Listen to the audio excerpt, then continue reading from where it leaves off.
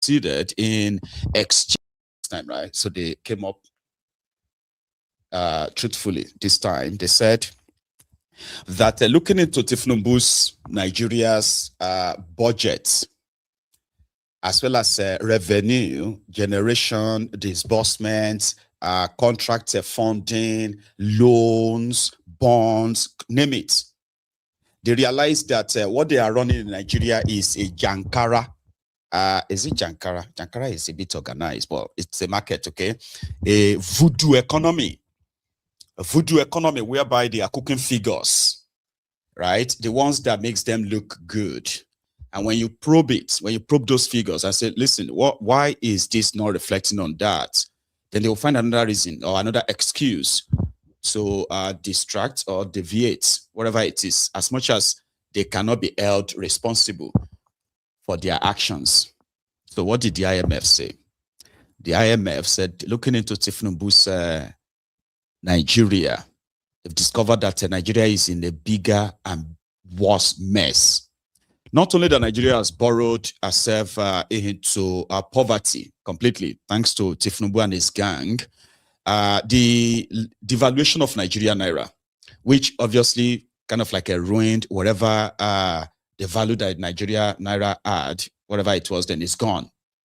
So Nigeria naira has become almost so trashy that these criminal governments, the one before it and this current one, have succeeded in exchanging Nigeria mineral resources for peanuts, whereby what they claim to be revenue they are generating, right, is the devalued naira that they love to flaunt and say, oh, a state that used to collect 2 billion naira allocation before, that state is now collecting 9 billion naira, forgetting the fact that the same 9 billion naira is not even worth 1 billion naira 3 years ago. Do you know what I mean? Like 1 billion naira 3 years ago is more valuable than their 9 billion naira now. Why? Devalued naira. No thanks to the World Bank, IMF, and the rest of them that are already extending credit to Nigeria. But the worst thing is that in 3 years, Tinubu's regime, year in, year out, they continue to spend money that is not budgeted for. You get that now? Their budget is a complete mess. At a point, they were operating about 4 different budgets in a year. So that gave room for criminals within the enterprise, to establish themselves, consolidate themselves, and they are making a kill. And the country is dying for it, by the way. But on paper, everything is fine. So IMF said they have figured out that over 8 trillion naira, that is like 2%, nearly 9 trillion naira, right? That is 2% of Nigeria's GDP. Is the money that Tinubu and his gang spent or can be accounted for. There is no traceable projects, to say, oh, they spend this money on buying bottles of water. Do you get that? Or they spend this money fixing Coastal Road, for example. Yeah? Like there is no budgetary reference to this money, totaling over 8.8 trillion naira. I know this is probably not your regular kind of like, what do they call that thing again? Like a kind of like a regular rage news, so to say, something that will get you be like, oh my God, why is that? No. But one thing you need to know about the corruption that has eaten so deep, eaten Nigeria so deep, terribly, right, is that that level of corruption has helped to systemically, right, establish this level of incompetence across board. On one hand, they are flaunting, or should I say they are like bragging about making more money. Then on the other hand, right, you have all the ministries that are supposed to be like carrying out whatever reform they say they are doing, right? So you found out that most of these ministries, agencies, and the rest of them are either underfunded or not funded at all. The other day, Tinubu's spokesperson or the media guy, Onofunuga, he was on a rise, right? That he was looking for the best explanation for how do you tell people, right, that this government is making more money and they are giving more money to the states to start with. The states are doing more work now, the blah, and all that. And then remember that it is not like a charity, so to say, okay? So by law, they have to give the states their own allocation. It's not doing them any favor, but it's giving them allocation that has become so devalued, depreciated, right? But that is one. Then how come your own share, okay? Like they will tell you, go and meet your governors, go and meet the blah, okay? But when you now ask them, what have you done with your own 55% of the money that your ministers who went to the National Assembly to go and defend another budget that they probably would never really see the money? They went there and they told the National Assembly guys that, yes, they budgeted certain billions of naira for their ministry, but they haven't received any of that. So Onofunuga went on a rise and he told the anchor that it will surprise you that some of the ministers, they are using their money to run the ministries. You can see that some of the appointees are using their money to run their offices. Like, what are you talking about? How could you, on the one hand, say that you have so much money now, you generate more money now, your tax this or that, you know? And then your ministers are using their own money to run their office. What happened to their budget? These are the issues. So where you have the Ministry of Defense, right, having to live on propaganda, kind of, okay, and say, oh, we are getting everything they were supposed to give to us. I mean, the soldiers are well paid, they are happy, but you know they are not. Mind you, right, within that same budgetary whatever in Nigeria, there's a certain trillions, if it's not billions, or trillions allocated to the Nigerian defense. But you then found out that on the way from the central bank to the Ministry of Defense account, something happened. The Ministry of Defense is not going to get their full budget anymore. But on paper, right, they've actually gotten money. This is what they are running. Okay? And they keep saying another lie, right? They keep saying that they want to try and fix these multi-budgetary years because it's all scam. 8.8 trillion naira. That's a lot of money. And this is money that you probably didn't even have. Money they borrowed and then disappeared. So here, some highlight of what they call the fact-checking, what Tinubu's men are trying to put out in their own defense, right? They said that IMF got it wrong, but they didn't. Not that it really mattered anyway, right? They didn't. So they have a capital spending that took place outside the budget perimeter, okay? So here, expenditures that was not reported. Not only that they spent all this money, they ensure that they are not actually reported, that none of it can be traced and say, oh, 1 trillion naira was spent on, 2 trillion naira was spent on, none. So 2% of the GDP of expenditure not recorded in recent official budgets, statistical discrepancies of 2.7% of the GDP. That's like nearly 2.8% of Nigeria's GDP in some people's bank account as we speak, laughing with you, telling you that you are enduring, what do you call that thing again? It is part of the baby walk of pain, right? So concerns about off-budget spending, eliminate spending outside the budget, later included or exposed via repeal or reenactment bill. Do you know what that is? Like everybody is having his own free for all. It's like a bazaar. Tinubu's regime and this APC, crooks, right? They are running a bazaar. It is basically about who can scrape what most. But under the banner of, Tinubu himself, you will be covered as long as you don't really go astray. You don't end up becoming too full or too big of yourself to come and challenge them later after all of this. So 8.8 trillion naira. That's the point. 8.8 trillion naira, Nigeria's money. It's in some people's bank accounts, God knows where. And they are all walking free. that money is not money that Nigeria generated. Apart from the fact that you shouldn't even steal the money taxpayers actually paid. Okay, that's a serious offense. Should be a serious offense. Okay, stealing public fund. But when you now go ahead and take loans that are supposed to be attached to some certain projects, but somehow in between they are gone.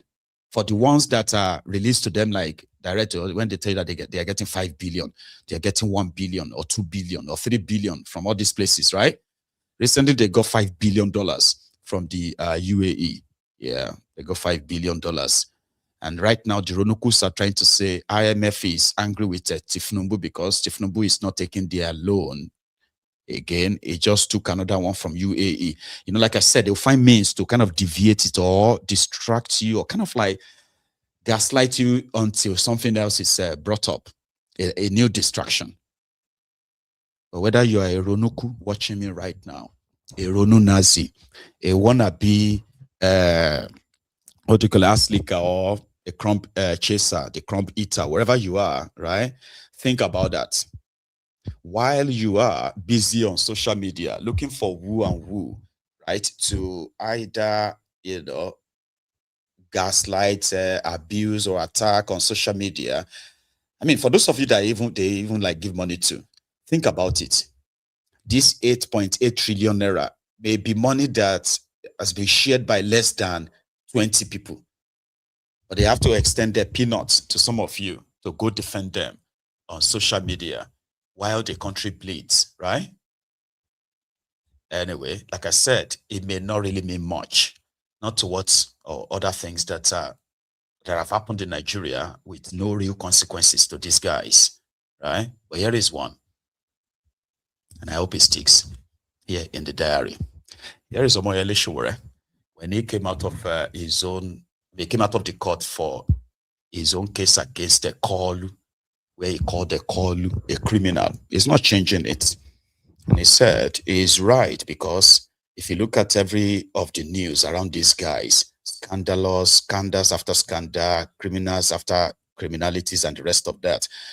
So the head of the government, if he is called a criminal, do you think he'll probably be like a far from the truth? So we're talking about the fake agency, the one that is currently creating his own controversy. According to the report, they said that Adeyemi, I think his name is Adeyemi Matthew or something. That guy, that PFI, PC guy, presidential foreign intervention, what? I've been an investment, but whatever. Anyway, here, the guy, right, has not been arrested. According to them, right now, the Bajabia Moli and others who are fingered in this have become witnesses. But the non-existing agency, according to these guys, actually have his own this way to office of the inside the federal secretariat, the presidency of Abuja. Okay, so criminals after criminals. Sure. We are talking about a country where characters are running fake agencies, and the people who are running the agencies are not being tried as we speak. I'm not talking about the guy who started. I'm talking about the people who he was paying money to, who are putting him in their budget. So you are living in that country. So you must, regardless of the hardship, we must resist the urge to be silent. I can't even imagine it, you know. And sometimes I honestly wish that Nigerians understand the power that they have. But it's not my job to force you to exercise your power.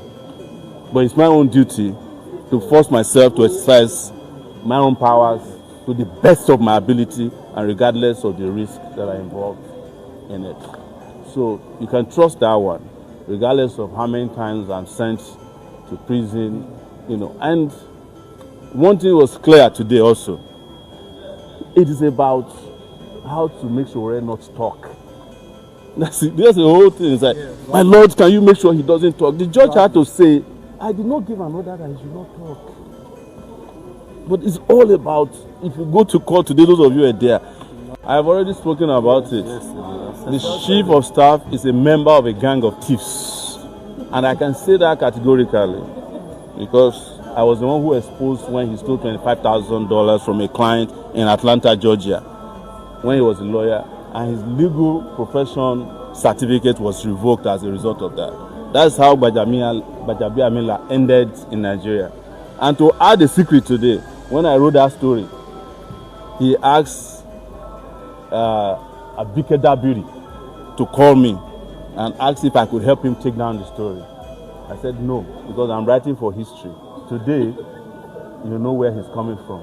If I had compromised myself and taken down the story, you will not know that he's a thief.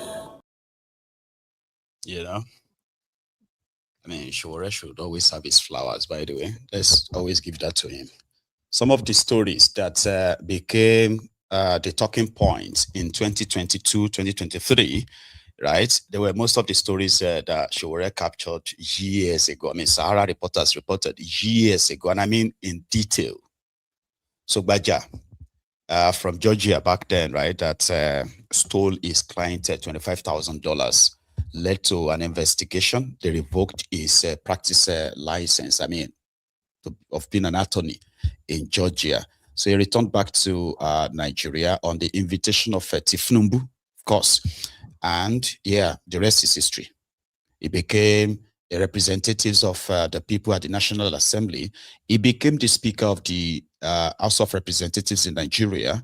And then he is now the Chief of Staff to the President, who himself also got indicted in America for running, you know, the white heroin cartel, sort of in America, a few states, by the way, that led to the conviction of his associates.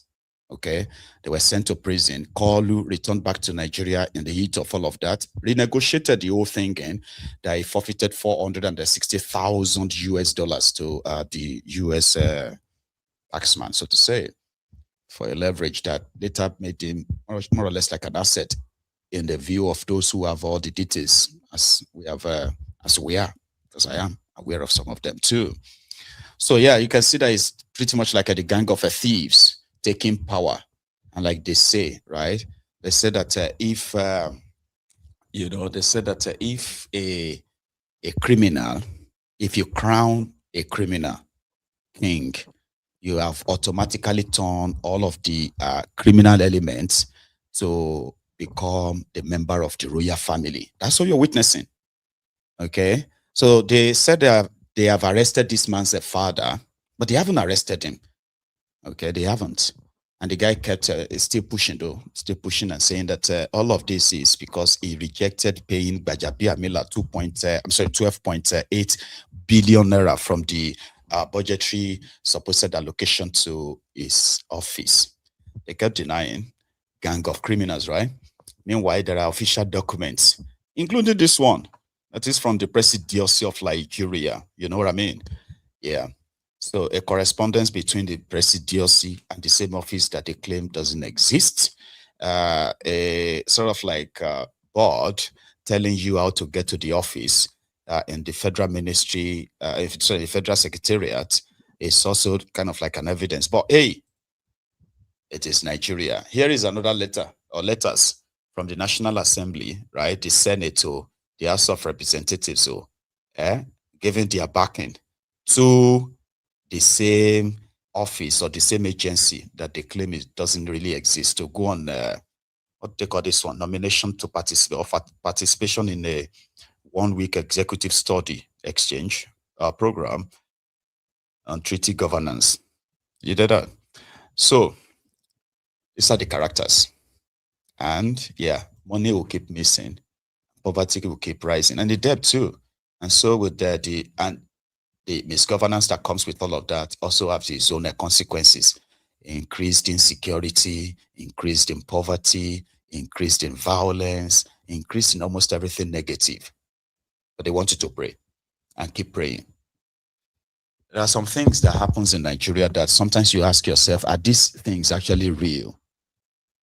I mean, we have a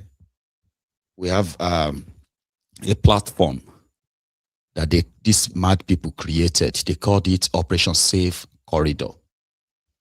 Okay.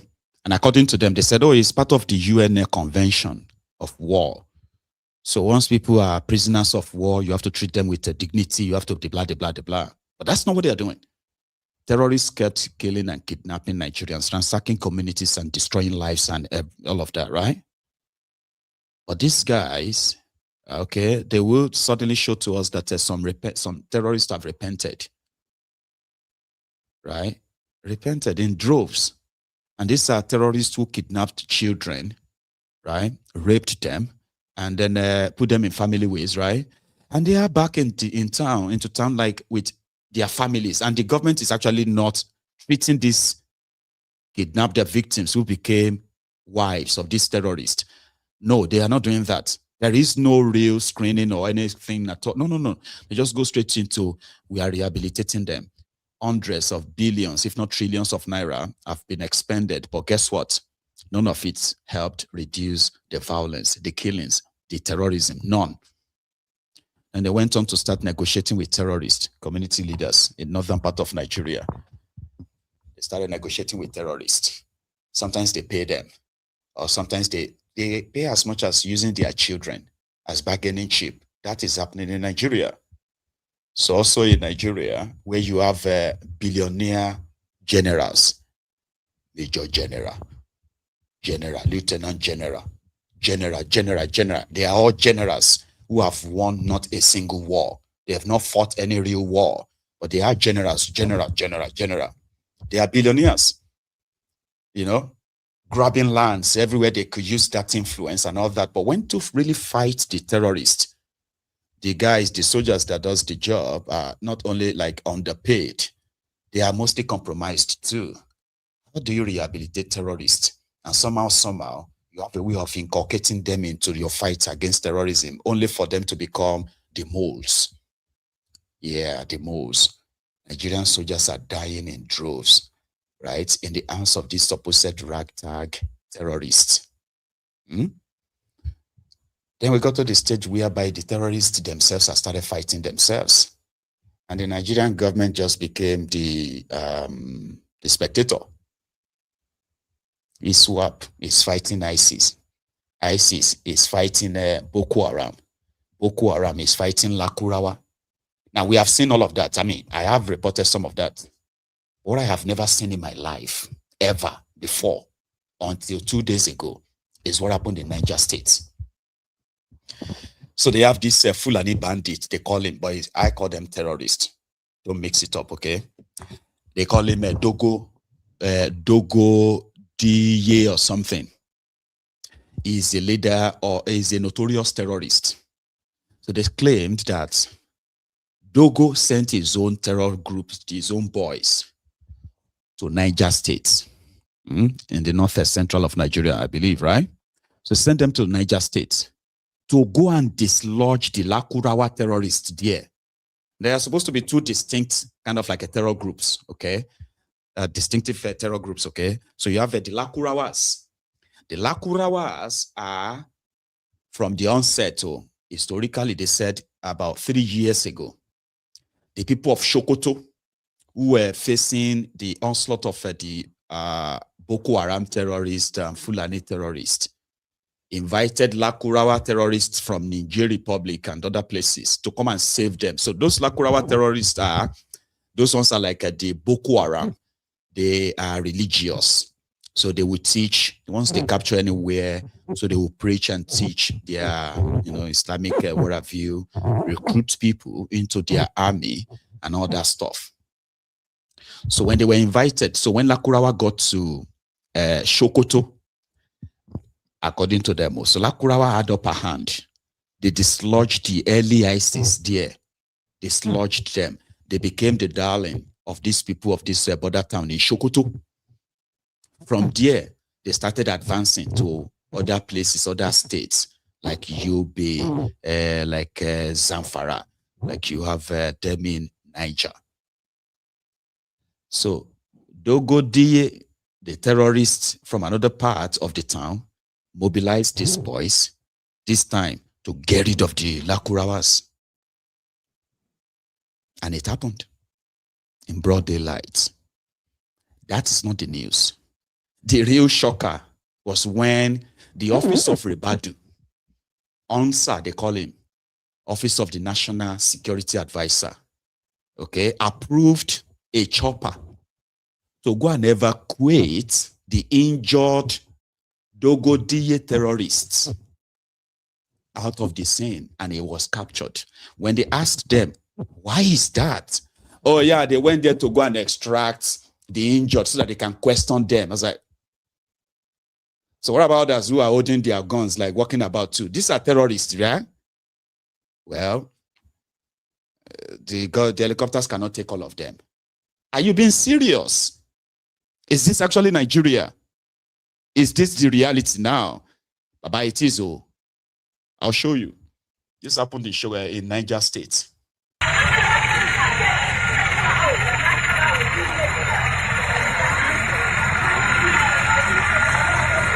Baba kan zane kama ce a ce barayi ne soji su zo cikin gari haka wallahi hukuma ne kila ma nan zuwa su kenan su sun tsaya a yi su doka su wucewa abin da ya sani mutum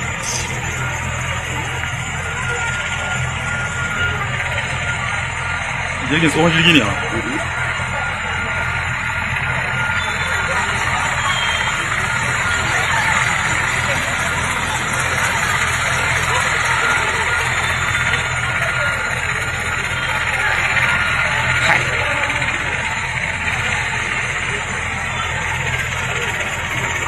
Allah ka mana kashi duk garin nan yau duk kabujin wurin yau duka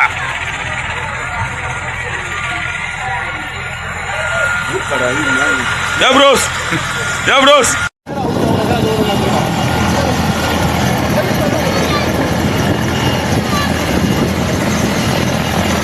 mana kalmo ce kafa duk barayi za a ji a samu bayani cikin jiragen nan akwai gawa ke shigawa ada kawaki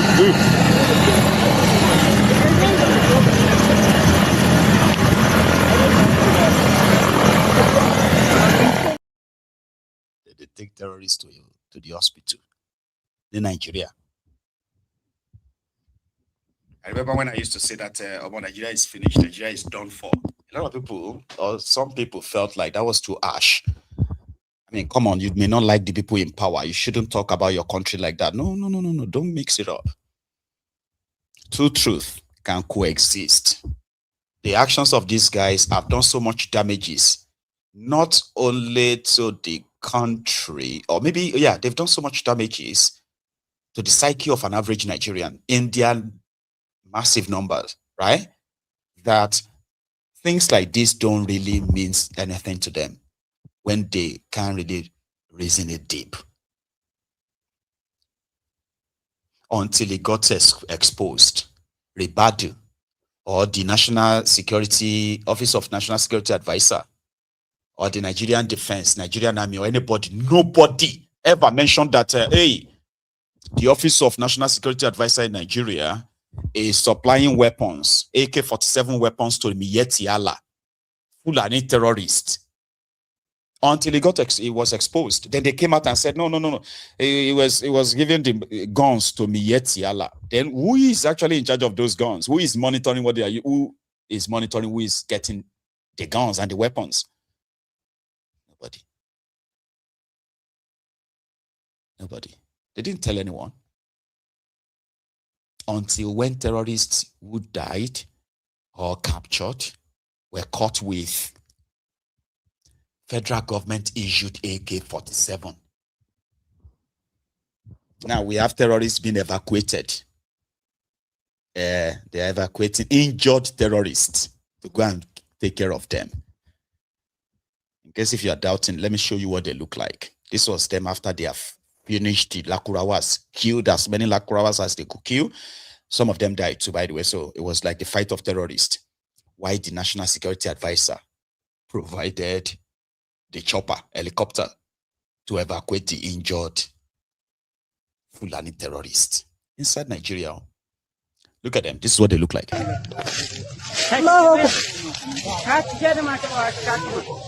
Oi, this can balakure ya dawo hannumu insha Allah ta'ala. Iznillah. Ya hu ga mutanen mu. Kun ga dajin ibina insha Allah muna nan dajin. You know what they happened? They kicked out the Lakurawas and they took over the area. Yeah. It's not like they brought them like civilian JTF to come and fight terrorists. No, they are terrorists themselves. Their boss, Dogogide, sent them. So once they clear the Lakurawa terrorists of that side, it will now be their territory.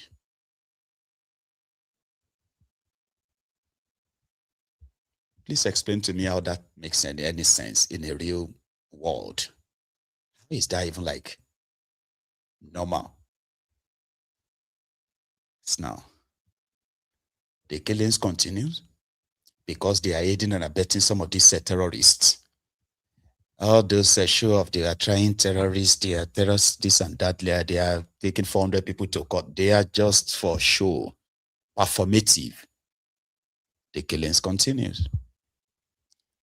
So it's been announced that the, what do you call them, the AFRICOM, the American soldiers in Nigeria, you know, those soldiers they sent to Nigeria early this year to the northeast of Nigeria. So this, according to Trump and then the AFRICOM, the assignment is now concluded.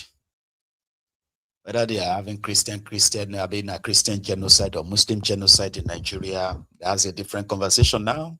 They haven't removed Nigeria's name from the sanction, or sorry, from the label country of particular concern, CPC. It hasn't yet. But according to them, their mission is completed. So therefore, the soldiers are back. You are on your own now. But they said they are going to be sharing information wherever with Nigeria. But this was back in Ladi, just yesterday. Back in Ladi is in Plateau State, by the way. 4 people slaughtered by the Fulani terrorists were buried. Not just that. Prior to that, okay, we are in a new week now. Last week, about 6 or 7 Fulanis were also killed in that same Plateau State by the people called the Berom militia. Now, that's the name. Now, they are like calling some youths Berom militias. What did they do? They did their own revenge killings. So they targeted some Fulanis in their local communities or wherever, captured them, slaughtered them, and then took their heads off, took their heads away. So the Fulanis were burying their own dead, sometimes the last week. So did some Christians too, the locals, the Beroms and the rest of them. Back in Ladi, where the Ikomo, there's a priest there to preach at the burial site.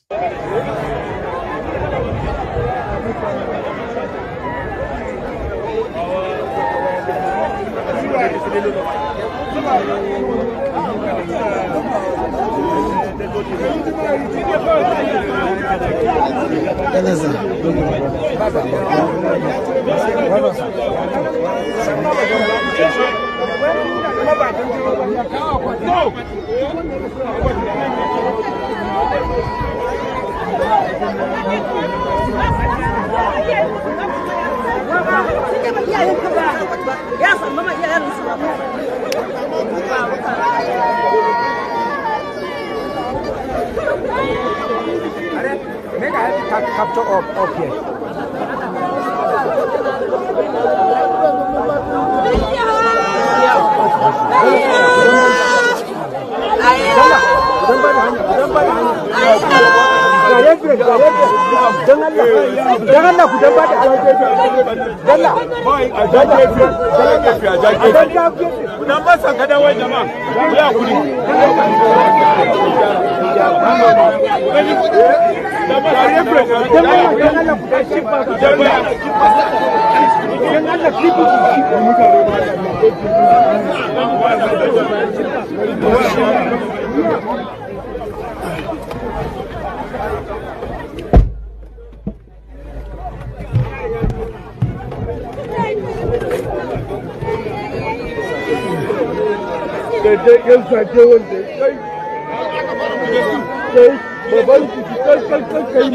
Are ka masa. Don ko a bari ki cika bai. Don kai magana.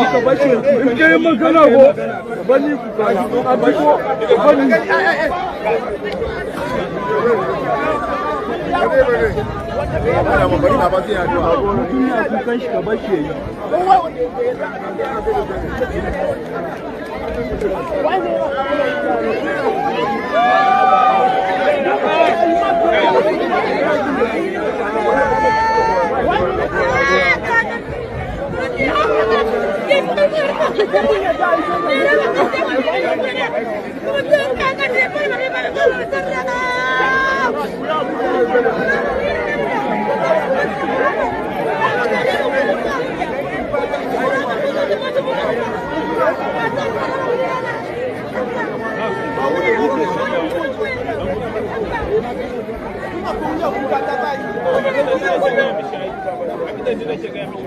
Nawa?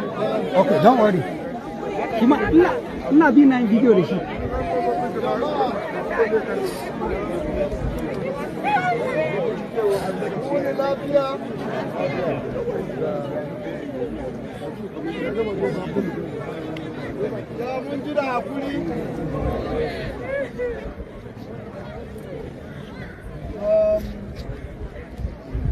Don bakin ciki kawai bai iya na je coci ba. Na kwanta na ta birgima na ta yawa falo na cikin dubogi jiya. Since yesterday I could not rest when I had gunshots. And with what else? Area after barrier. Those are the ones that could see they are dead, buried. There are others that never actually recover the body of their loved ones due to the mutility or whatever of these bodies, you know. But Akomo, as usual, spoke at the barrier, spoke about the America's presence and then America's absence, and right now what the future holds. Are they going to keep waiting, or they are going to back their own militia group too, that would then have to form their own defense, kind of like a team? Banana Republic will be better than Nigeria when the APC Egbekegbe is done with Nigeria. Trust me. It's brewing. Watch this. It is now God has used him. We are going to form militias. God used him to name us forcefully so that he'll provoke us to start raising militias that would defend the old people, that would defend his children. Because we are loose, we trust in the security, and there is no security.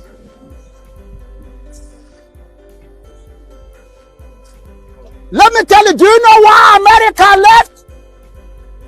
Listen, they have studied. The American soldiers' life is in danger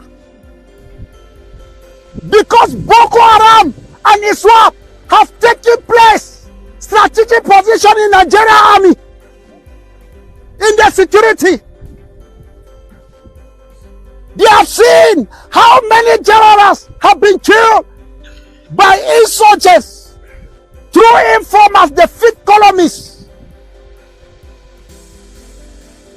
They will not endanger their life. They are afraid to work with our security. They are afraid because their life is in danger. They will lose soldiers in Nigeria, as we are losing soldiers right now in Nigeria.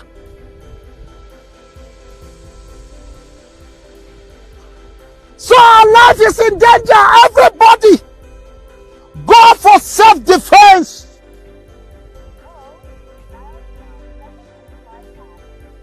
Defend yourself to death, but never kill them. But if they come, don't allow them to escape. Our weapon is in the hands of the Fulani terrorists. They are bringing their weapon to us. Let us prepare our ways with God, and God will forgive us. Those that did this, we are forgiving them. Mungafar Tamusu, Mungafar Tama, director of NIPS, Ayo, the DG of NIPS, for blackmailing us. We have never gone to Ruga, but they used to come to our place and look at these people. They were shot at the door of their house. Inside here, not outside, not the bush. They follow us. Once it is dark, they creep in. They hide at our door with their AK-47. The first person that will come out, they will shoot. If they found you outside, they shoot. At the end, they will say, unknown gunman. No problem. Time of vengeance is coming. The day shall come. God will take vengeance for us. Some people are abusing me on Facebook. Continue praying. Go out and fight. How can we go out and fight when we know the security is not on our side? The security are some of them, only few that are good, and those that are good, they are afraid. We don't know where to run to. The government is saying there is no genocide, while we are saying there is genocide. While they have report of frequent killing in Plateau State, all they want a state of emergency to be declared in Plateau State. We continue to love the Hausa people, the Fulani people. We continue to pray for them. If they are hungry, we'll feed them. That is what Jesus taught us. If they are suffering, we'll give them shelter. That is what Jesus says. We are not Islamic, where there is no forgiveness. Even the prophet is asking. They are asking him, how are we going to be safe? He said, even I myself, I don't know where they will keep me. So in Islam, there is no forgiveness. But in Christianity, we have forgiveness through Jesus that shed his blood on the cross to redeem us from the power of darkness. That is where we are more far better. Gaskiya ku ji tausayin musulmi fa, ba su da gafara har kabari, domin sun ki kalmatullah, sun ki ruhullah. Allah yana more kalman safa ya ce ma malam Audu na gafarta maka bisa ga Qur'ani. Isa kalmatullah, ba yadda zaka samu gafara sai ta wajen kalman Allah madaukaki. So ku ji tausayin su, gwamma mun samu gafara da satan da dana dinga yi, na samu gafara. Allah ya more kalmansa ya ce zikir da mo na gafarta maka. Amma yawan mu musulmi ba su da gafara, Fulani ba su da gafara. Wanda suke sallah sai da waɗanda sun tuba sun karba Yesu, sai Allah ya karbe ya more kalmansa ya ce na yi maka gafara. They are calling for his head. And somehow, the sympathizers of some of these Fulani terrorists believes that the only acceptable thing in this Wahala is for everybody to do everything to appeal to this Fulani terrorist. So if you start talking tough, they get triggered, they get mad.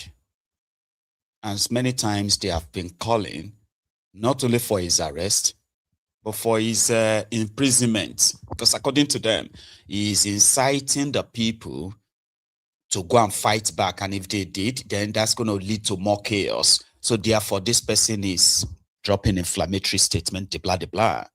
True story. So yeah, everybody will actually have to take care of themselves. The idea of a self-defense seems to have been long held by a lot of people, but just never really been put to use, so to say, right? So self-defense. How do you defend yourself against hundreds of armed terrorists on bikes that invade your community in the middle of the night? How do you defend yourself? How do you take the concept of sovereignty that people gives to those in government, and that sovereignty that you give to them is that they are there to act on your behalf, so that you won't have to listen to this. So you won't have to at first become your own local government, which you have to provide your own light, water, housing, security, education, healthcare, and all of that stuff. Sure, you get. You shouldn't be providing all of them where you have those who have, especially that of security. But right now, the idea of self-defense, as if to say self-defense is when somebody is coming with a knife, and then you have to learn karate, you have to learn judo, what do you call that thing, right? Learn that, and then, disarm them and protect yourself. We are talking about a gun-wielding terrorist, murderers. You know what I mean? The vermins of this earth. They are supposed to be receiving the worst of the worst treatment from those in government. They are not. They are not as they should. Rather, we have their sympathizers in government, out of government, who continue to mount pressure in controlling how these terrorists are handled. Like we are having conversation on if pardoning terrorists is okay or is not okay, while tens of thousands of Nigerians continue to, not only just to be kidnapped, though, they are being killed aimlessly.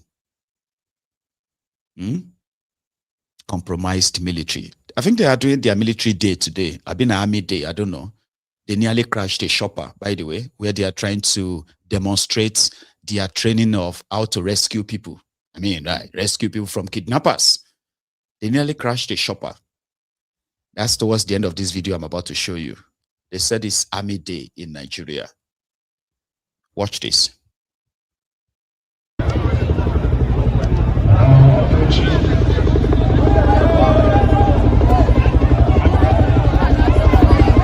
Umbrella, okay.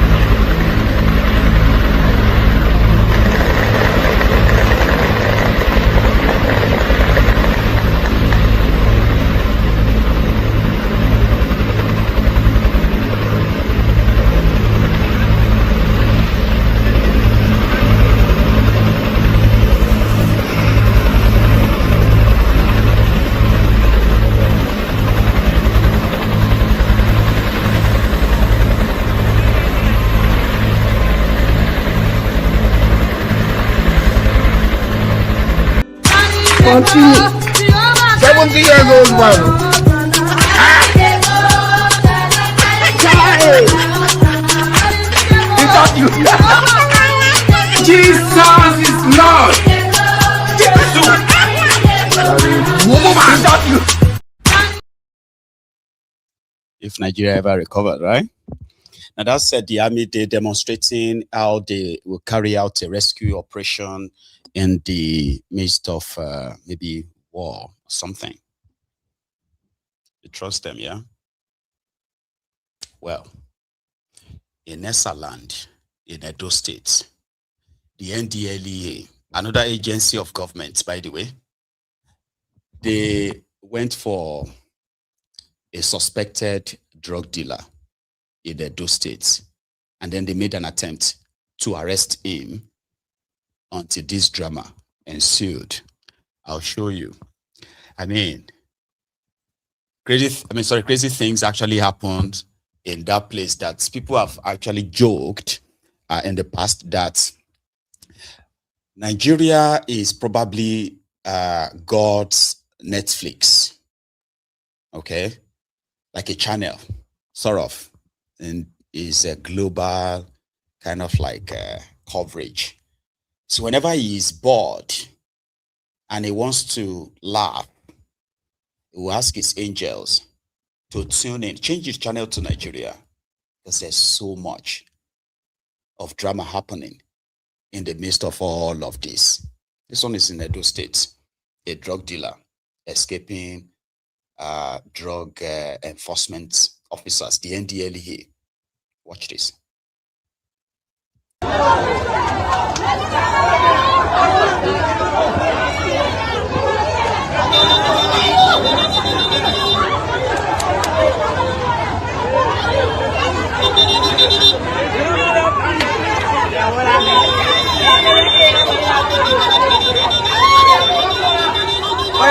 Wait, get out, Politico, stay there.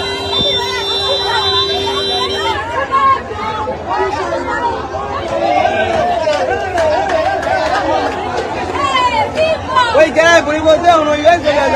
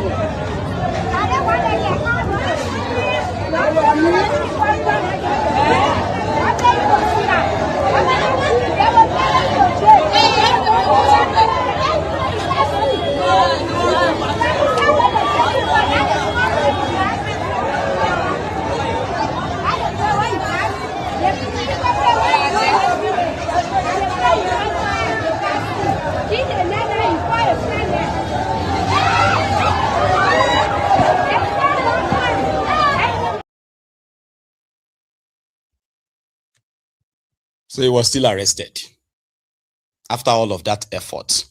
Like, how did he use his hand to punch through the roof, got through the ceiling, and then attempted to want to jump? I mean, how?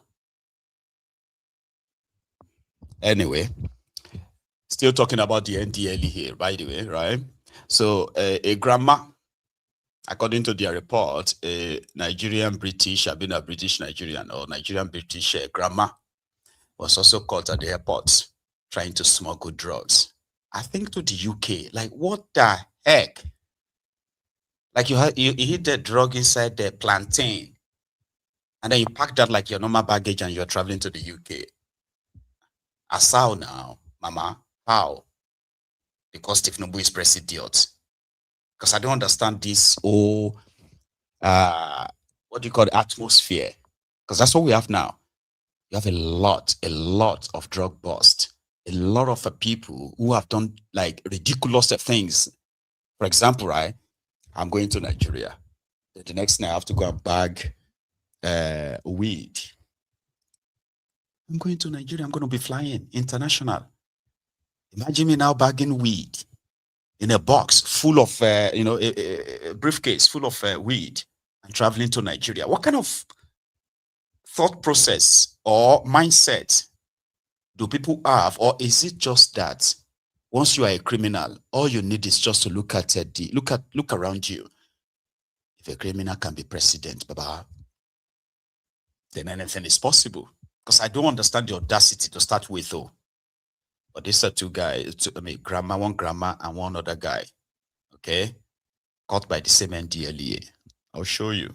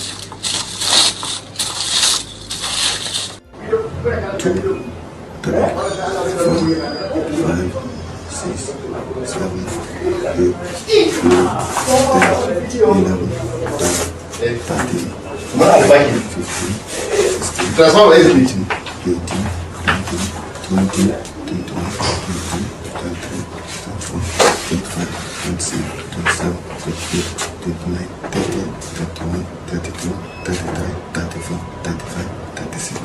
How many? 36. From that part, oh.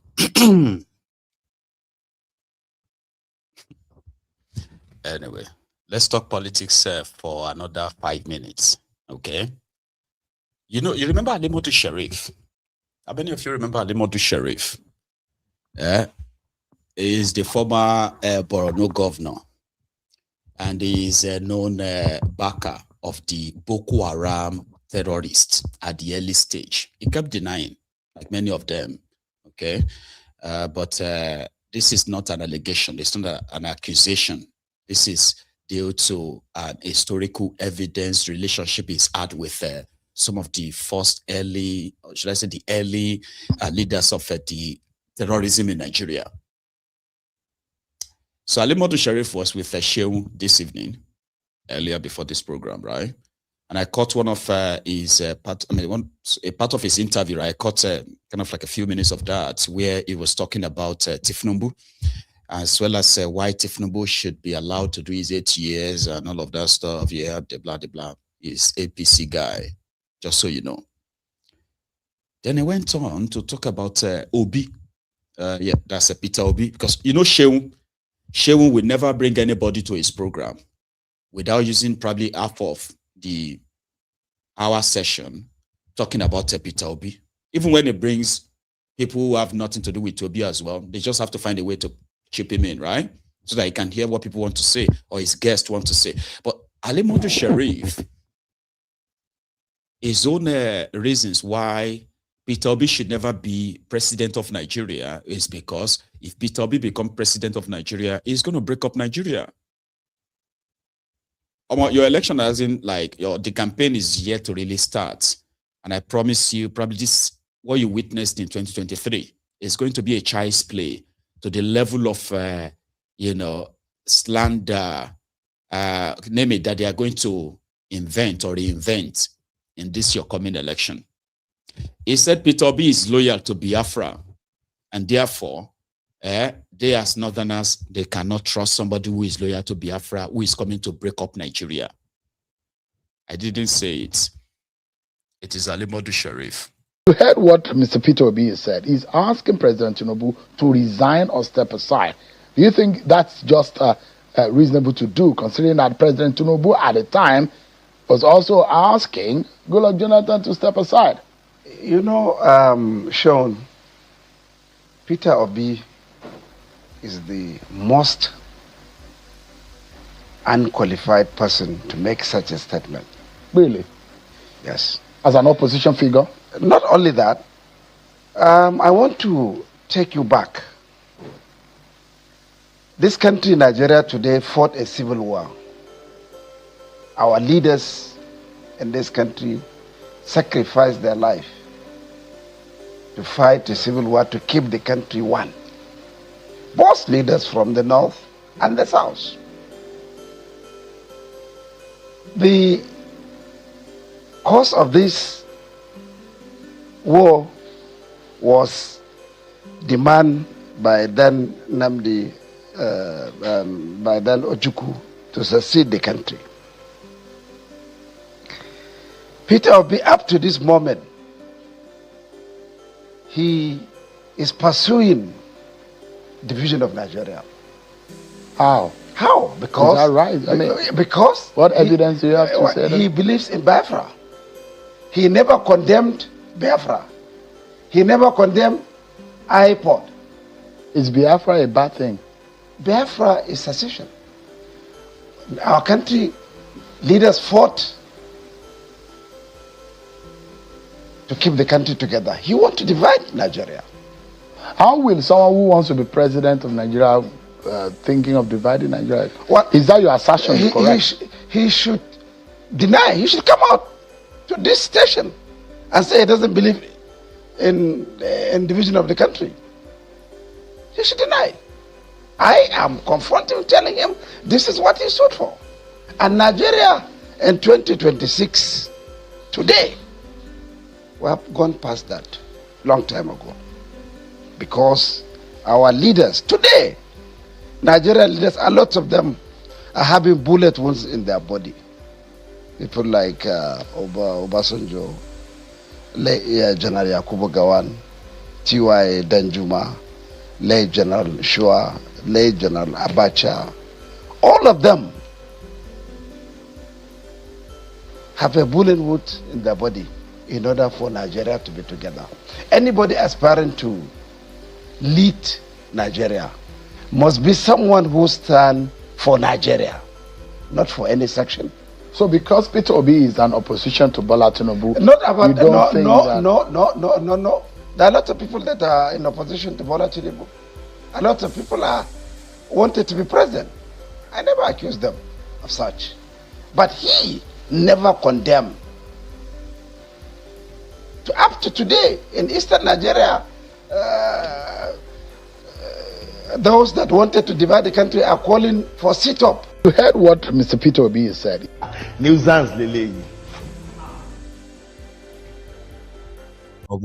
People were supposed to jail. Like this guy, people are supposed to be paying money to go and see him in prison because he's there serving multiple sort of like a conviction sentences and he's serving life imprisonment. These are the leaders of Northern Nigeria. This is one of them.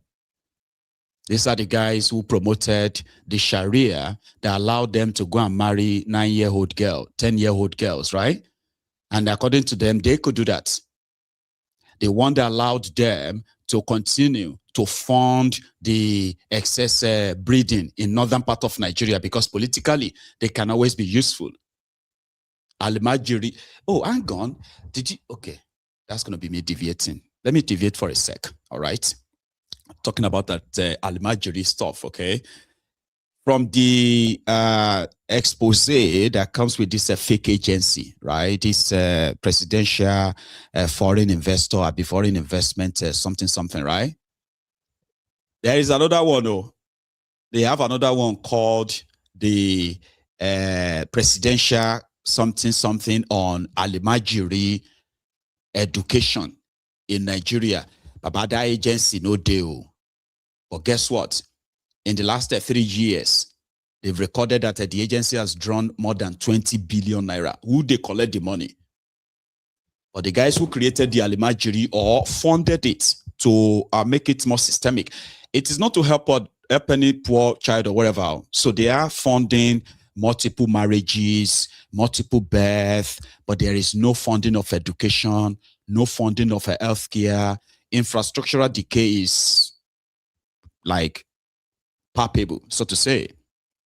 But yet, when it is time for politics, they are the leaders of Northern Nigeria. They are the ones that will tell you the North cannot trust this one because they don't trust that person. Okay? But the moment the table turns in a way, they will easily just queue behind and automatically say they are representing the Northern Nigeria. And if they don't have their space on that table, then they will create this dichotomy idea of the Northern Nigeria is not happy. You know, they say they are not happy with Tinubu because of his appointment, because of his contract, because of money. These are the guys. It is basically about them, and they, you know, they make you believe that whatever they think, whatever they say is the general view of everyone, because they have succeeded to some extent to have built a system of, you know, millions of kind of like a poor people, even not so poor people, the society generally. They've built that idea of they have to listen to the likes of this rogue, this guy. Sometimes they sort of like revolt against them once in a while, but it never really lasts.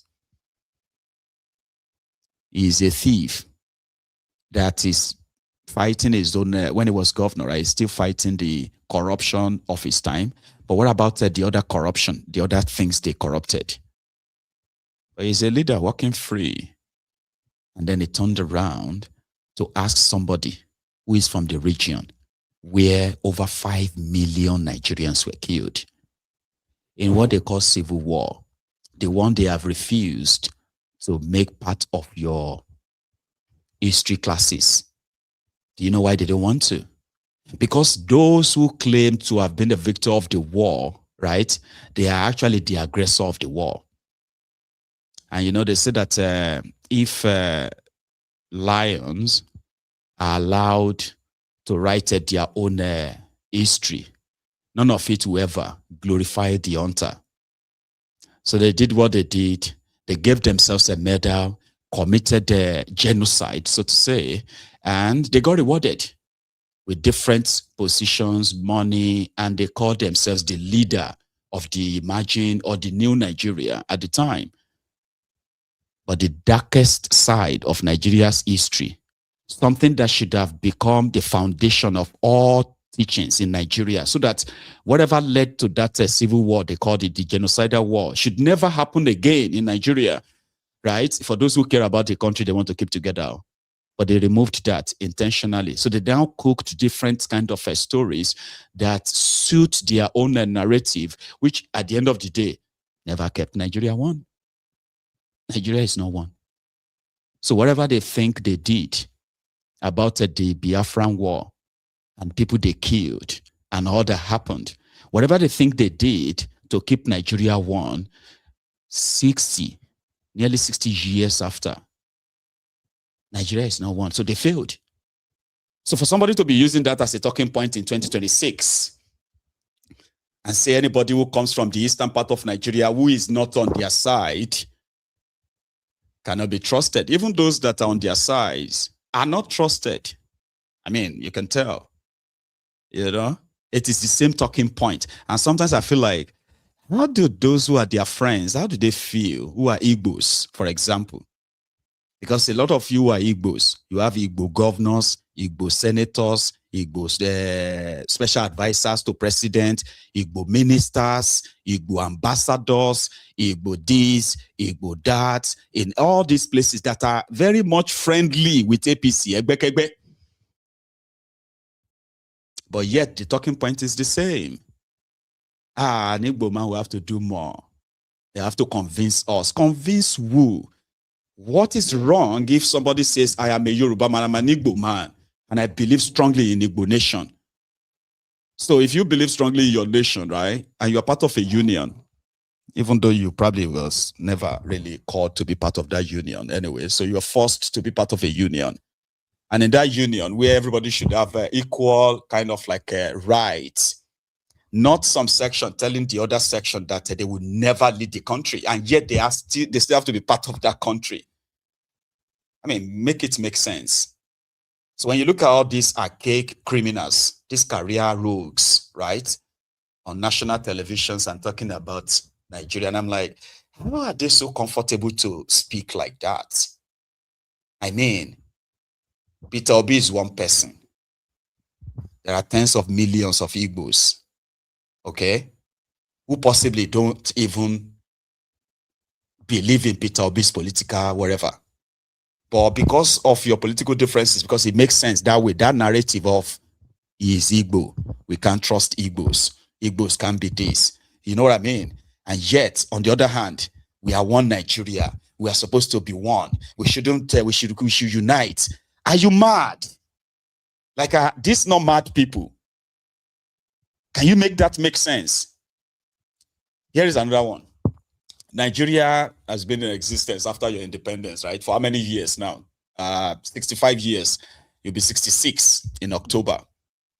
Out of that 66 years, the northern part of Nigeria, they have ruled, they've presented horrible, horrible human beings to lead Nigeria in a way, one time or the other, right? For 47 years of that time. And the southern part of Nigeria, where the Igbos are also part of the majority. Yeah? They haven't been anything there, right? But in that part, the western part of Nigeria, the Niger Delta part of Nigeria, who have also tasted power, they've been there for 19 years, right? But look at Nigeria, for goodness sake. Look at Nigeria. Look around you. Are you proud of what Nigeria is? The people that did all of that, those who became president, whether military, those who became president, whether through their civilian coup, corrupted elections, or all those ones that got appointed or whatever. Listen, for 65 years, look at what they have done to Nigeria. And none of these people are saying these people should come and apologize to. No, I think we should be apologizing to the Igbos. Yeah. I mean, if they put all of us in this bracket to say, you know, they are speaking for us. They are speaking for us. So the Igbos can be trusted. And some a full Igbos themselves will say, yes, our people won't serve too much. Our people, they do too much. I've heard a lot. I've seen a lot. You get that now? But they've never contributed to the destruction of Nigeria like those who actually had the opportunity of fixing the country. But did what? They ruined her. And yet they want the Igbos to apologize. They want the Igbos to convince Nigerians that they deserve to be part of Nigeria's leadership. Like, how does that even sound to you? I'm talking to you. You are not Igbo. You are listening to me right now. How does that sound? How did that sound to you? Because these are the talking points they have put in your head for years. Some of you are in your 40s. Some of you are in your 50s. You can never change anymore. Nothing will make you probably, but I am asking you to take a moment and just reason it. People have been president, people have been everything in that country, right? And yet, look at Nigeria. I'm not saying the Igbos didn't contribute to the destruction of Nigeria in their own part, like every one of us did our own part. But I'm saying that when you have control of fixing a country, that is when you form a government. And then for 66 years, this is all they could give us. This is it. But those who have never actually had the chance are told, no, we cannot let them do it. They will divide Nigeria. Anybody that contests the election to be Nigeria president can't divide Nigeria. Just take that out of your mind, because that means that person is part of the system. The only people that can break up Nigeria, do you know them? Are those who are not part of that system. And by chance, grab power. They have that agenda of saying, slowly and surely, we will officially leave this contraption. Those ones are not contesting for president, you idiot. They are not. But hey, the Ronukus will probably have no other talking points except of how much scary it is if an Igbo man becomes your president. But for these ones who are like the kitchen rats, the court jesters, like the ex-convicts, or Jews or Kalu, man, they just can't do enough to convince the likes of Sheriff, Tinubu, and others that they will be loyal. Sure you get. But nothing they say or do is really convincing. So why do you need Peter Obi to probably be added to the list of this kind of praise singers before you can now believe that the Igbos are part of Nigeria? They are major stakeholders in Nigeria. And if they can't be accorded that kind of respect, what is wrong if they break away? But not with this clown still alive, not with people like this one still alive. Let me tell you people the good news.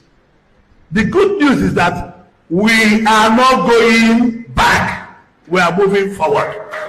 That is the good news this afternoon. The good news is that we are going to win election comfortably.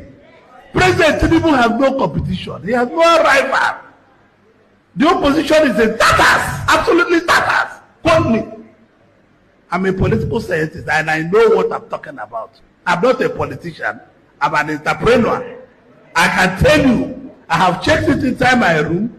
I have checked it inside my sitting room. I have checked it inside library. I have not seen any challenge. Maybe if Ojo Zokalo is running in ACC, I could have been a challenge to President Tinubu. But today there's no challenge. Because you don't need to use only Southeast or somewhere else to challenge for president of Nigeria. It's not possible. It's not possible. Let us not throw away our vote. Let our vote be valid. I'm saying it. Let nobody deceive us. We need to be a united Nigeria to be able to get a united Igbo president or president of Igbo extraction. If we're not united with the others, you cannot hook up. I'm a student of this country. I know this country so deeply, more than some of our leaders. I know this country so well that people deceive you, people tell you all kinds of stories, people tell you it's just like this. First of all, you need 24 states to be a president. 24 states to be president of Federal Republic of Nigeria. And my dream cannot go down. My thoughts cannot go down. My thinking cannot go down. My vision will never go down. My attitude to it can never go down.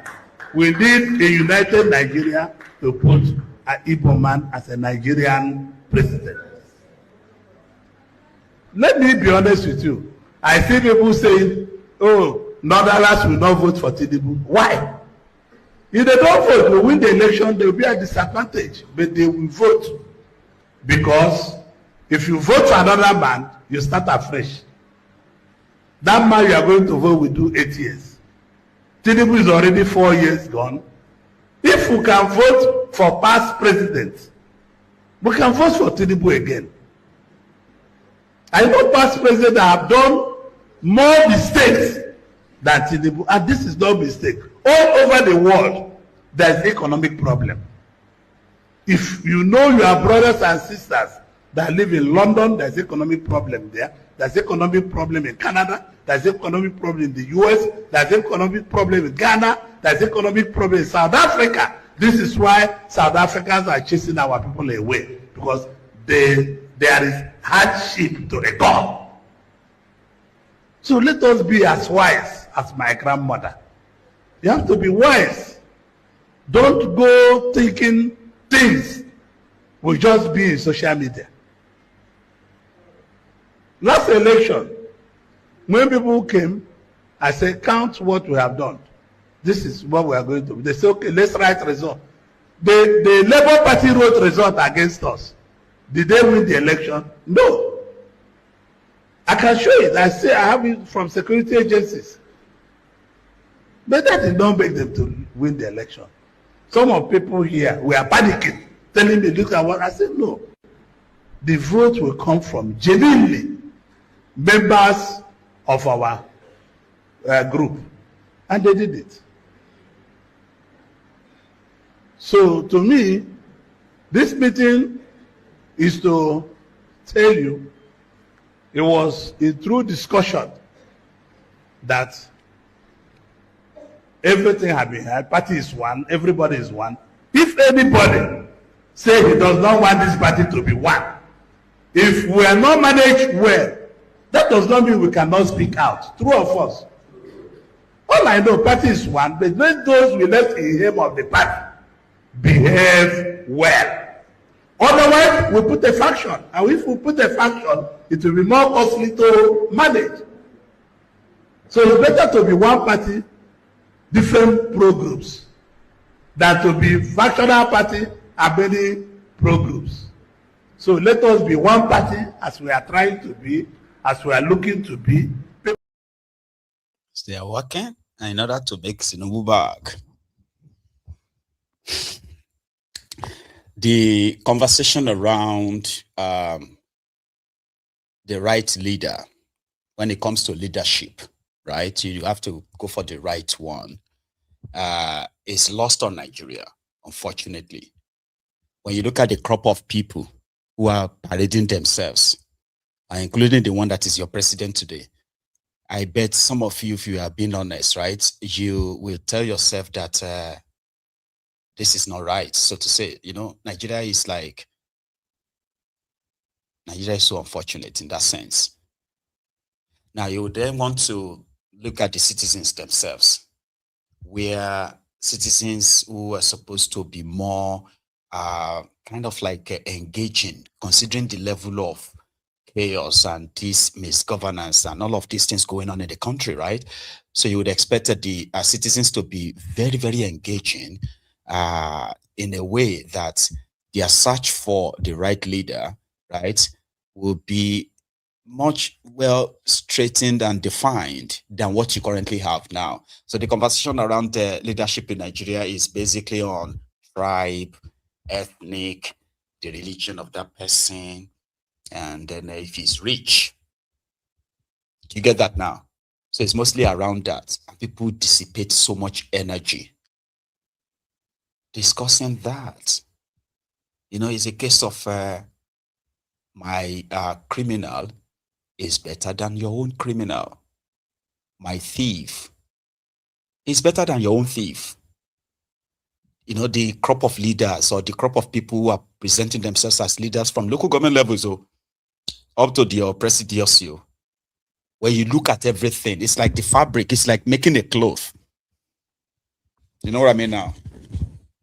You're making a piece of cloth and you're putting all of these curtains or what have you together to make that fabric. And you realize that you have put together a lot of shady, incompetent, what do you call this ones? All these criminally minded people to weave a clothing that is not going to be the fabric you put on. So it's like Nigeria is so unfortunate, or Nigerians are so unfortunate in that regard. So at the end of the day, you have a country where praise singers, ass leakers, they will leave substance for trash, promote that, defend it, even bleed for it. People bleed for them, you know, do it, fight and all of that, just to ensure that their own certificate of slavery is constantly renewed, while the lamentation, the cries continues. He has a counterpart, another power, which is the Devulumai. You know, Devulumai is the minister of Coastal Road, put it that way. So people were making comments about how the, what do you call those things, AIA or something? That is the environmental assessment report or something. Is that what it's called? Anyway, you have an idea. That's the general kind of like a check about before a project is eventually kind of like constructed, so to say. So they have to check what the environment, so to say, right? So what the environment poses, or what that project poses to the environment. For example, like coastal area, right? If you're building something that's gigantic, right? So you should remember that this is the sea. This is the people, the land. And as much as it is so, it's very much like a proximity to the sea, and your road is what is like the median in between. So usually when flood water leaves the city, they ended up like in the ocean, so to say, as well, right? So if you channel them very well, plan that with your construction, that they help in preventing flooding. I don't know. I'm not an engineer, but common sense, here you get. So a lot of people believe that the coastal road, that they didn't do the environmental assessment report, or so to say, and they went on to do the construction. A year after they've started the construction is when the report came, and the report said, because of the level of the construction, the blah, the blah, these areas, in fact, Lagos State is going to be prone to more flooding. No? Devulumai, professor in practice, is that what he call himself? Yeah? He's speaking here. And my good friend of Arise,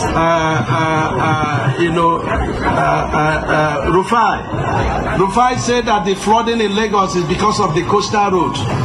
You know, leave this profession for us. We, the professors of infrastructure, leave it for us. You should ask us questions. Why the flooding? Before the President Bola Tinubu fixed the Eco-Atlantic, I was working in Lagos that time. and people were selling off their land because of flood, at the beachfront. I know the one bank, is it Merchant Bank, that was, submerged. Many houses were submerged. People hurriedly sold until the audacity of one man, the great dreamer and the actualizer, by God's special grace, President Bola Tinubu. And so when you talk about flooding in Lagos, and he says because of the coastal road, you are darkening council without knowledge.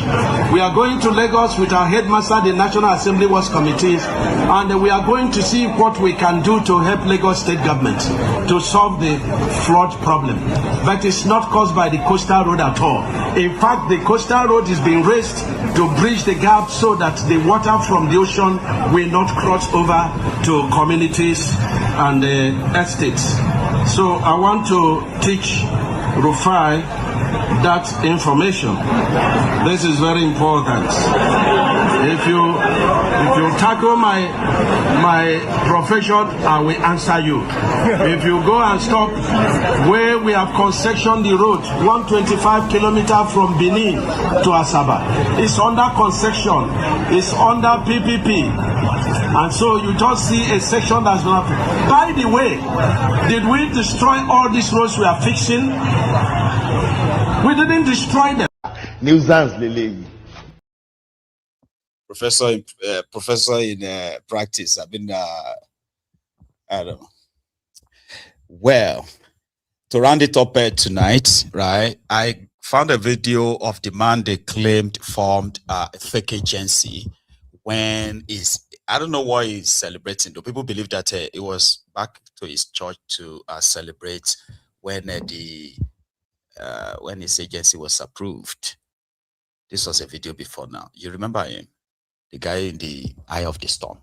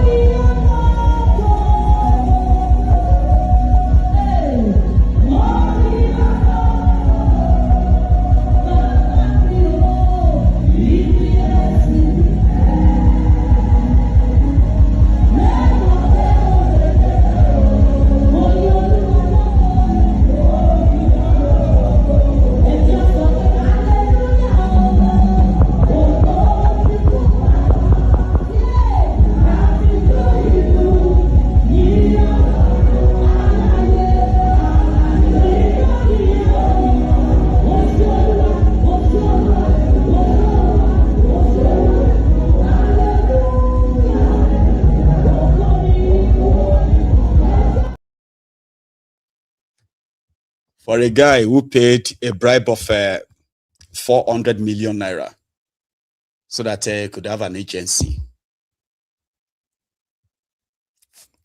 I mean, I have read the Bible myself a long time ago, and I used to admire the God of the Old Testament. You know, the God of Old Testament is one mean God.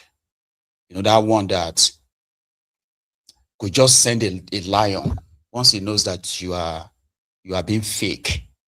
He will just send lion. From nowhere, you just see one big raw lion who will just come into the crowd and grab him like that. Spit him out. Because that's like mocking God. You pay bribe to set up an agency where it's pretty much like a conduit pipe to siphon public fund. The arrangement was fine. It was fine. 600 million naira first. And then you're going to part with 48% of the supposed agency's money. And that was where Kasala burst. But it was in the front of God. They're thanking God. God, only you can do this. I'm going to be a billionaire in my life. He's rolling there. And if God is the God of Old Testament, it will just come with one pankere, shara, beat him out of that place. Sort of. You know? So I think that's where I'm going to wrap it up tonight. However, there is this other one trending. The other one is not politics. Maybe politics and football. Where Donald Trump called the FIFA president to canceled the red card given to one of the American, team, American footballer, right?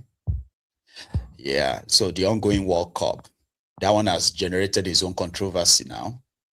I said Donald Trump publicly said he had to call the FIFA president to review that decision, that referee said decision, because they found out that FBI and the rest of them found out that that referee has some criminal record. I was like, what's going on?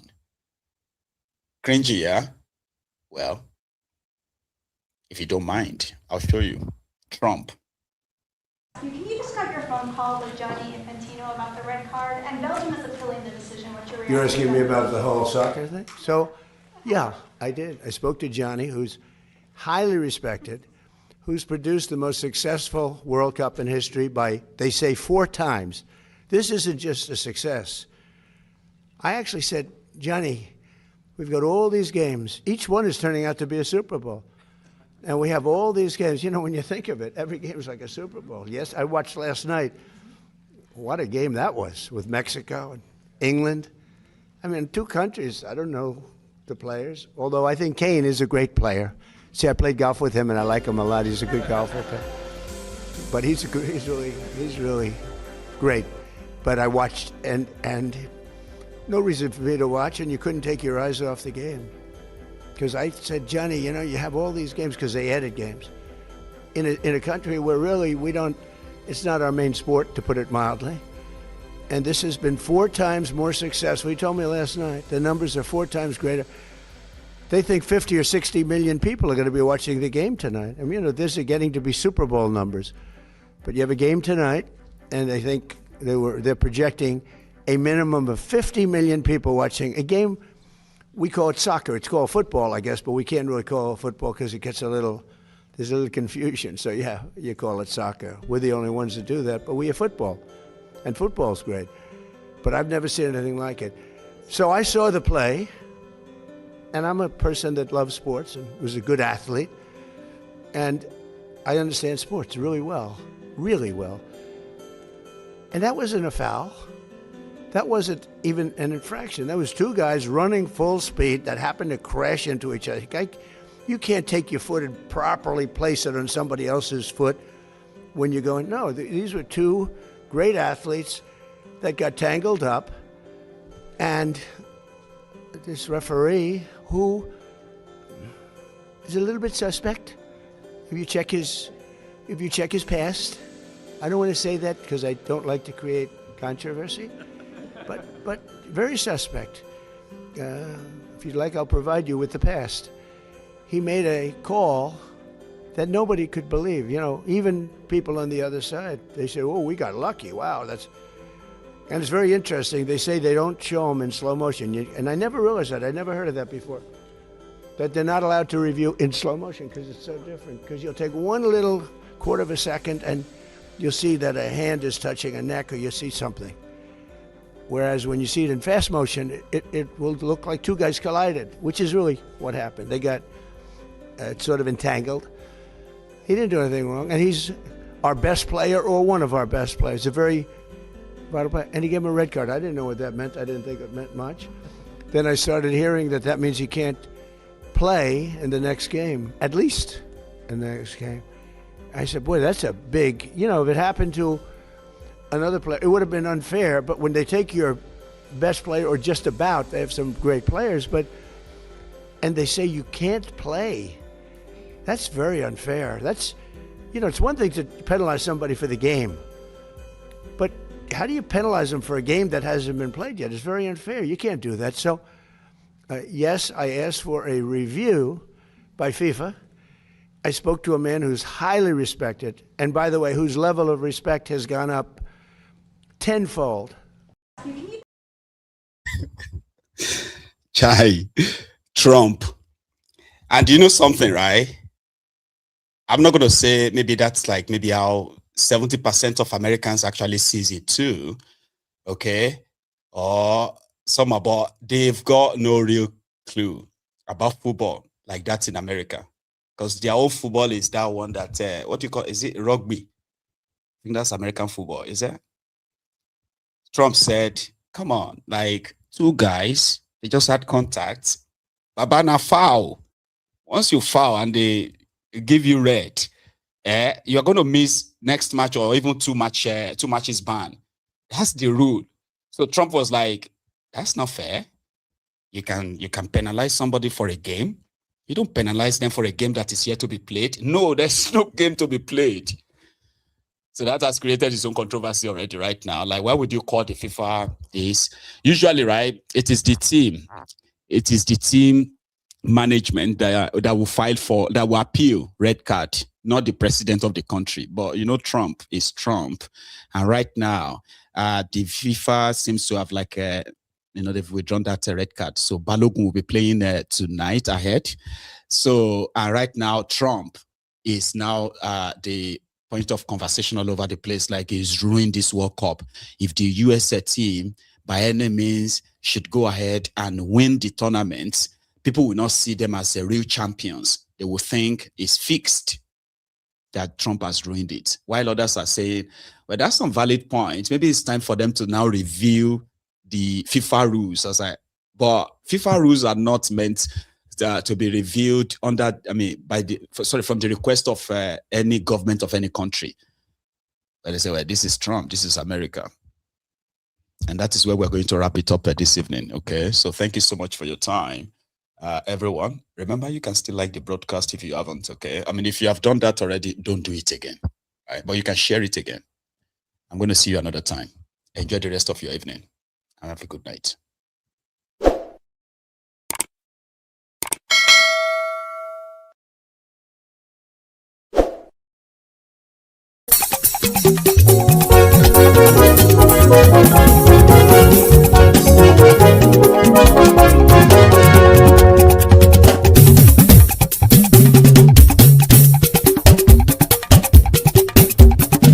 Maiyegun làwa mọ̀ làmọ̀ tó dòdòdò. Maiyegun dayari Maiyegun number one.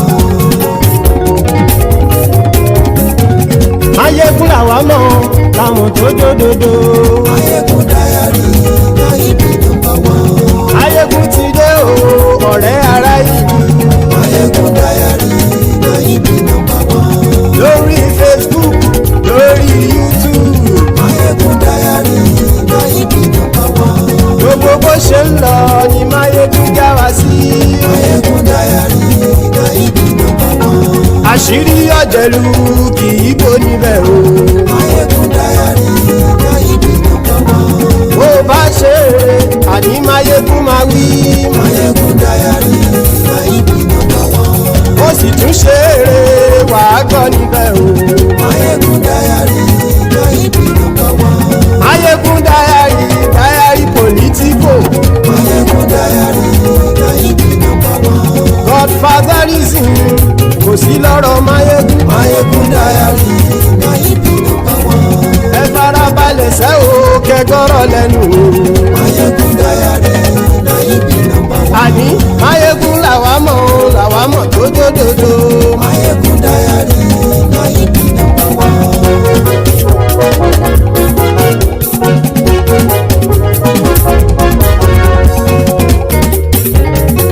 Àní ẹ̀sùn rákì. Maiyegun ti dé. Maiyegun ti dé. Ọ̀jẹ̀lú ẹ̀sùn rákì. Maiyegun ti dé. Àní ẹ̀sùn rákì. Maiyegun ti dé. Lórí Facebook. Maiyegun ti dé. Àní ẹ̀sùn rákì. Maiyegun ti dé. Lórí YouTube. Maiyegun ti dé. Àní ẹ̀sùn rákì. Maiyegun ti dé. Bọ́ bàbá gbé wúrẹ́. Maiyegun máa wí. Àní ẹ̀sùn rákì. Maiyegun ti dé. Ijó ìgbádìyẹ. Maiyegun máa wí. Àní ẹ̀sùn rákì. Maiyegun ti dé. Bí pẹ̀sìdó bá rúfin o. Maiyegun máa wí. Àní ẹ̀sùn rákì. Maiyegun ti dé. Bí gómìnà kówó jẹ. Maiyegun máa wí. Àní ẹ̀sùn rákì. Maiyegun ti dé. Ọlọ́pàá ti ń darí bá. Maiyegun máa wí. Àní ẹ̀sùn rákì. Maiyegun ti dé. Aṣòfin tí ń rúfin o. Maiyegun máa wí. Àní ẹ̀sùn rákì. Maiyegun ti dé. Òpùrọ́ olóṣèlú. Maiyegun máa wí. Àní ẹ̀sùn rákì. Maiyegun ti dé. ọ̀jẹ̀lú ẹ̀ súnra kì. Maiyegun ti dé. Àní ẹ̀ súnra kì. Maiyegun ti dé.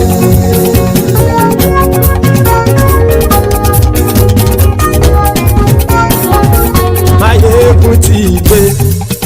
Gbogbo ọ̀jẹ̀lú ẹ̀ súnra kì. Maiyegun ti dé. Gbogbo ọ̀jẹ̀lú ẹ̀ súnra kì. Ṣùgbọ́n ní bá ti ṣe èyí tó yẹ kí wọ́n ṣe ọmọ bá dèrò ní fi wọ́n níran o. Maiyegun ti dé. Gbogbo ọ̀jẹ̀lú ẹ̀ súnra kì. Maiyegun ti dé. Gbogbo ọ̀jẹ̀lú ẹ̀ súnra kì. Ṣùgbọ́n ní bá ti ṣe èyí tó yẹ kí wọ́n ṣe ọmọ bá dèrò ní fi wọ́n níran. Wọ́n fowó bẹ́ẹ̀ o Maiyegun ó sọ pé wọ́n ò fẹ́ bẹ̀. Wọ́n fowó bẹ́ẹ̀ Maiyegun ó sọ pé wọ́n ò fẹ́ bẹ̀. Oníkan ṣáàtì ṣe èyí tó yẹ kí wọ́n ṣe fáwọn ará ìlú tó gbé wọn débẹ̀ o. Maiyegun ti dé. Gbogbo ọ̀jẹ̀lú ẹ̀ súnra kì. Maiyegun ti dé. Gbogbo ọ̀jẹ̀lú ẹ̀ súnra kì. Ṣùgbọ́n ní bá ti ṣe yìí tó yẹ kí wọ́n ṣe ọmọ bá dẹ́rọ̀ ò ní fi wọ́n níran. Kì máa yí ṣeré ọ̀rọ̀ yìí kì í ṣẹ̀fẹ̀. Kì máa yí ṣeré ọ̀rọ̀ yìí kì í ṣẹ̀fẹ̀. Ẹni bá ti lè lẹ́bọ̀ lẹ́rù o ọmọ bá dèrò kàṣàyè tú wọn síta. Maiyegun ti dé. Gbogbo ọ̀jẹ̀lú ẹ̀ súnra kì. Maiyegun ti dé. Gbogbo ọ̀jẹ̀lú ẹ̀ súnra kì. Ṣùgbọ́n ní bá ti ṣe yìí tó yẹ kí wọ́n ṣe ọmọ bá dẹ́rọ̀ ò ní fi wọ́n níran. Tẹnitẹni ọmọ Maiyegun ọ̀rẹ́ ara ìlú mọ̀mọ́ ni mo fọlọ́hún ṣọ́ ẹ̀ báàkì lẹ́bù. Lóòótọ́ olódodo ìlú ọ̀tá ìlú mọ̀mọ́ ni ìwọ ṣá máa ń ṣọ́ra kò sì mọ́ bẹ̀rù. Bọ́tà ń lérí bóníṣègùn lé káwọ́ mọ̀mọ́ fi ṣera wọn ni ó ti dẹrùn tí wọn ò gbọ́dọ̀ sì mọ́ bẹ̀. Èèpo ọ̀gọ̀lọ́mọ bá dérò tàjẹ́ ò gbọ́dọ̀ jẹ́ ó ti jọba lórí àbínú ẹni kò sì mọ́ bùyà. Àìsíwọ́lu ní ẹnìkẹ́ ìgbódì ẹyin lábàrá o ó kó ẹni tó bá dán o àkàmù. Maiyegun ti dé. Gbogbo ọ̀jẹ̀lú ẹ̀ túnra kì. Maiyegun ti dé. Gbogbo ọ̀jẹ̀lú ẹ̀ túnra kì o.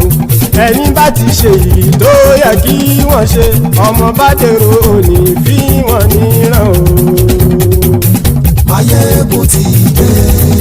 Gbogbo ọ̀jẹ̀lú ẹ̀ súnra kì. Maiyegun ti dé. Gbogbo ọ̀jẹ̀lú ẹ̀ súnra kì. Ṣùgbọ́n ní bá ti ṣe yìí tó yẹ kí wọ́n ṣe ọmọ bá dẹ́rọ̀ ò ní fi wọ́n níran.